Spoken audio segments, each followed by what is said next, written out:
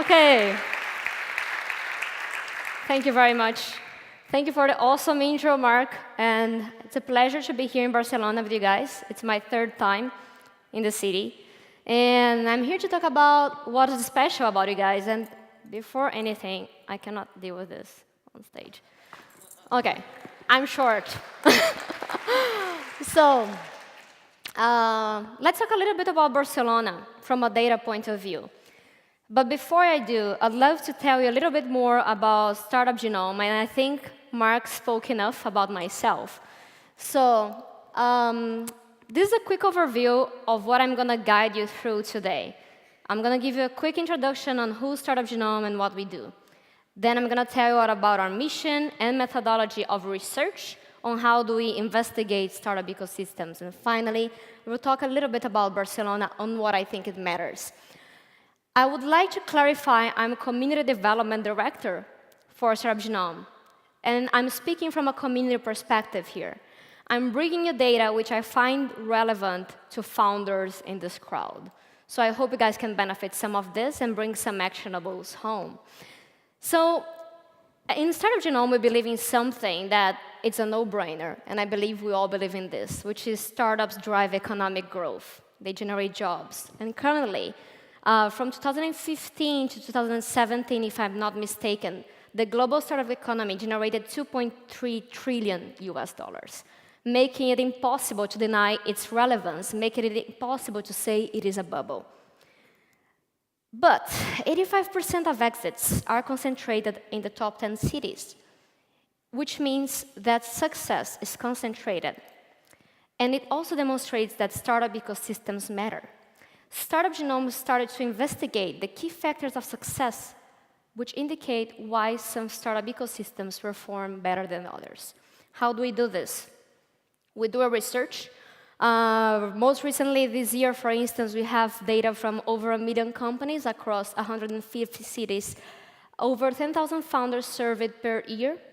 That includes Barcelona. And data from Crunchbase, Dealroom, PitchBook, and other sources, including, in the case of Barcelona, we have over 350 partners interviewed. We had over 10 people here, local accelerators, banks, companies, helping us through that survey, and also, of course, a number of local founders. Our global partners are the Global Entrepreneurship Network, Hello Tomorrow, Crunchbase, Dealroom, Our Intelligence. This is all where we get the data from. Just to give you guys a sense of how do we get to those graphs that I'm going to show you later. Is that OK? You can find more on our website. The key thing is that I'm not allowed to say much about our new data because we're launching our new report, our Global Startup Ecosystem Report 2019, within a month at the Next Web in Amsterdam. So I'm giving you guys a sneak peek of some data from Barcelona, which give a hint of where you guys can focus. And some of the news of this new report is that we're doing the first ever life sciences ranking. And life sciences, it is a point where you guys are super strong here in Barcelona, so that might be interesting for you guys to check it out. Go to our website and sign up for it. It's going to be released on May 9th. So let's talk about Barcelona. Before starting, I'm going to show you guys this. There should be a green light coming from here, right? No? OK, never mind. Imagine, oh, green light. OK. So we found a relation between the size of an ecosystem growing as the startup experience grows. And we divided it in a model called ecosystem life cycle, which helps us to identify the phases of life of a startup ecosystem. Have you seen governments in emerging countries spending millions of dollars in building startup ecosystems and not knowing really what to do? Building co-working spaces, incubator accelerators. We help identify what actually are the right steps, the right action to take, depending on the phase your ecosystem is in. And what phase is Barcelona in? According to our research, you guys are in the early globalization stage. You've had very relevant exits already. You've had relevant startups funding rounds. You have a relevant number of startups. I think your startup output is about 1,300 startups in Barcelona average. So that means you guys are in the early globalization stage. What that means as a point of view, from an action point of view, is that you should be focused on global ambition and connectedness. Let's talk a little bit more about what that means. How are you doing in this? The first thing I want to talk about is local connectedness. And the very good news is that, okay, not good news yet. I'm going to explain this first. So we found a very strong correlation. As you see, we love scatter plots. We love this XY graphs. So I'm going to show a lot of them to you guys. There's a strong connection between the local connectedness score of ecosystems and its performance. So here you have a number of ecosystems, and you can draw a line. As local connectedness grows, the performance rank grows as well. That relates also to what Michael Porter would say in the economy, that these are that social glue, those interactions, they actually build up the economy. They mean that people are sharing knowledge, sharing resources, sharing talent, sharing capital, and that builds up the economy. So Barcelona is growing more and more collaborative in what matters the most. So here's a graph where we compare what you guys replied on our surveys about Barcelona in 2018, which is blue. Here is our relationships. Oh, by the way, these numbers represent the average number of relevant, meaningful relationships between startups and experts, startups and investors, startups and founders. Although there has been a very slight decrease in your relationships with investors, that is less than 0.5% is an average, so that's not quite relevant. You guys are still above the global median in terms of how much relationships you have, which are relevant between founders and experts, investors, and other founders. And this turns out to be the most important one. As we have found, local connectedness, especially relationships between founders, have demonstrated to enhance performance of ecosystems. And in that, you guys are doing really well. What that means, in human terms, is that you seem to have a very tight community here. And if you're from Barcelona, I bet you find this is true, because from the little I have heard from Barcelona by visiting, is that you guys are very community-driven. You have that neighborhood feeling. You help each other, you know your neighbors, you talk to each other. Startup Grind is an event that brings people together. That's what we're talking about. More specifically into this calculates the number of hours, the average number of hours dedicated in helping each other. And even though in the previous graph, we have seen that the relationship with investors has sort of decreased in terms of number of relationships, the amount of hours investors have dedicated to help startups has grown based on previous years. In my personal opinion, because we're still crunching this data, that could mean a second phase of maturity of the ecosystem in which you might have less relationships, but more in-depth relationships with investors. I'm not sure if that's true. I'd love to hear you guys sharing what you think about these graphics later. That brings me to something I wanted to share about, and Startup Grind is very iconic about this. Myself, I'm a Startup Grind kid. I organized Startup Grind from Buenos Aires to Kuala Lumpur, and we have those values, which are very serious for us. And I found that these values are very rooted in what builds the startup ecosystem in the Silicon Valley, which are give more than take, help each other, not just yourself, make friends, not contacts. And I'm starting myself a research, leading this research as Startup Genome, which is super simple and grassroots, on what builds the values of the global startup community. So we're going to do this by interviewing all of our ecosystems and finding what are the commonalities between the values we share. This is the first time I'm presenting this, so the form might be even weird because I'm MVPing it. But if you guys want to come to startupgenome.com/startup-values, you can fill up that survey talking about startup values. And yeah, receive the output of the results of that via email. So I'd love to hear what are the values that make up the foundations of the startup ecosystem in Barcelona. By the way, I have no idea about the time, but I hope I don't pass it on. Yeah, okay, good. I tend to talk a lot, so just saying. So let's talk about global connectedness and global market reach right now. The second aspect of connectedness. The first is local level. Second is global level. First of all, we found that interactions between founders and other founders in key ecosystems is also related to an increased performance, which is related to the increased market outreach. What that means is that the more I interact and share information and have friends in San Francisco, Shanghai, Beijing, London, the more likely it is that I have global market outreach, that I have foreign customers outside of my continent. That impacts on how fast I scale. So global connectedness impacts or relates to scale-ups. So you need that bit of global connectedness to build more scale-ups. So let's see how you guys are doing.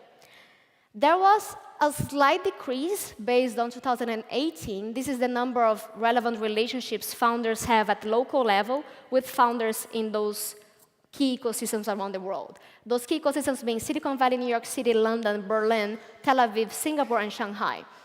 Still, you are way higher than the global median, which means something that you guys are doing well, something you can capitalize on. Global connectedness matters. You guys should keep it up. And I don't know what that slight decrease means, if that's basically because in Barcelona this year you have grown more focused in yourselves as the local ecosystem grows. Maybe you find there is a lesser need of going overseas and having relationships overseas, but those relationships, they still matter. And I'm going to show this to you. This is actually a graph from the last year. But what that shows is that there's a relation between your market outreach, the percentage of customers that you have overseas, and the average number of connections to startups in top ecosystems. So what you can see here again is that as one grows, the other tends to grow as well.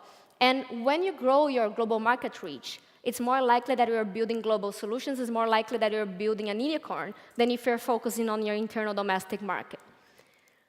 To build more scale-ups then, we have found that globally focused startups, which means they have over 50% of their customers being from abroad, they tend to grow 2.1 times faster than startups which are only locally, nationally focused. So your monthly revenue would potentially double if you're focused on a global market. That's the correlation we found. And the key example is Stockholm. Stockholm is smaller than Chicago as an ecosystem, and they have the higher rate of unicorn per startup in the world. Spotify is from Stockholm. There's no reason other than global connectedness, according to our data, for Stockholm to be where they are. And I find this pretty relatable to Barcelona. And what I mean by this is keep it up. Back in 2017, in our report, if you go and read it, there was a page which said, Barcelona is ranked strong for connectedness with other startup ecosystems, which is global connectedness, because again, you guys are above the global median. But its market reach is one of the things that will have to be tackled going forward. So by the time you guys had good connections founder to founder overseas, but not so high global market reach. And this is what happened 2 years later, if you guys are going to check it out. I know this is a horrible graph. I did it myself, so I'm sorry for that. I'm the community development director, not the research people. But basically, this is the global median of global market reach. So the average global is that companies would have 22% foreign customers. And Barcelona had 24% 2 years ago. You guys currently have 40%, which is just 10% less than that graph I had just showed you about companies of over 50% of global market reach tend to grow faster. So this is something you guys seem to be doing really well, and something that has relevantly improved throughout the past 2 years. I don't know why, but definitely that means also the growth and maturity of your ecosystem. Maybe results also of the exits and the startup experience that you have been accumulated for the past years. Now, to close the loop into areas where you guys are highlighted, where the world is looking at you to learn from you, where founders are coming to Barcelona to start companies in those areas. The top one I'd like to highlight is life sciences. I think there's no big news in here, but you guys know a little bit of your data. So over 100 digital health startups and 100 healthcare centers, including I4 Pharma. The European branch of Health Information Management Systems is based here. In 2018, Minority Therapeutics raised $25 million. And patient testing solutions startup StatDX was acquired by 191 million. And finally, this is something I found not from our report, but from Axios website, that they are hosting BioEquity 2019 here, which is one of the most relevant conferences for biotech investors. So you are becoming a very relevant hub in life sciences and something for you guys to capitalize on. How am I in terms of time? OK, good. In terms of gaming, we have over 130 gaming companies with about 365 million in revenue. Global players, including Ubisoft, I Got Games, and Social Point was acquired by 270 million in 2017. There's a lot of, one of the factors that we also found in our research is that software engineering talent is not just affordable in here compared to top ecosystem, but it's also very high quality. In fact, I should not maybe be saying that because it's on the side, but even our new website, Genome, got developed here in Barcelona by one local agency. So you guys have very good quality at a very affordable price compared to the rest of the world. Finally, smart cities, which is one of the things you guys have been pioneering, smart cities for a very long time. This is from our report 2017, by the way, the data I'm showing to you guys here. And well, I have over 270 smart city companies in here. That number must be updated, by the way, because again, this is from 2017, 18, and not 19, I'm sorry for that. And you are home to the annual Smart City Expo World Congress. Conclusions. How can you build on your local and global networks to grow more scale-ups? You found, and this is as much data as I can show you guys right now before the release of our report in 2019 in May, but you guys have already demonstrated to have a strong quality for connectedness. And this has also demonstrated to be a very strong factor to drive scale-ups. And before I finish, how many founders are here in the crowd? OK, that's really good. How many here are early stage founders? Series A? OK, great. What that means as a founder, as in not growing just your company, but also a social responsibility towards your ecosystem. The more you help other founders, of course, the more likely the ecosystem is to grow as a whole. The more you spread values of open sharing information, helping each other more than helping yourself. These have demonstrated to enhance sense of community and local connectedness. But more than that, why does it matter to talk to other founders in Berlin, and Singapore, and San Francisco? Isn't it contradicting that Startup Genome, while saying they want to distribute success of startup ecosystems, is telling that I should be talking more to founders in those top ecosystems? Well, the difference is that in those top ecosystems, there's a higher level of startup experience. If we go back to what I've showed you guys when it comes to the life cycle, those top ecosystems have reached such a level of complexity and layers on their startup experience, which guarantee them a better understanding of what challenges you might be going through. They're guaranteed that you could maybe learn from them on how to raise a better Series A, or even what contract to sign or not to sign when you're raising Series B. And that level and that depth of knowledge that you might not find yet in your local ecosystem can help your ecosystem mature best and mature faster. So any initiatives that help you guys interact with ecosystems where there's a higher level of startup experience, the better. As I said before, my home startup ecosystem, in a way, is Malaysia, because I lived in Kuala Lumpur for 4 years. And bringing our data to a personal experience level, I can share how I noticed in Malaysia, they had startups roughly around the 2000s, the first startups that became successful.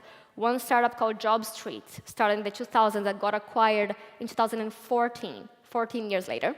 And there were a group of startups that by the time 2015, Malaysia had more IPOs in Southeast Asia than Singapore.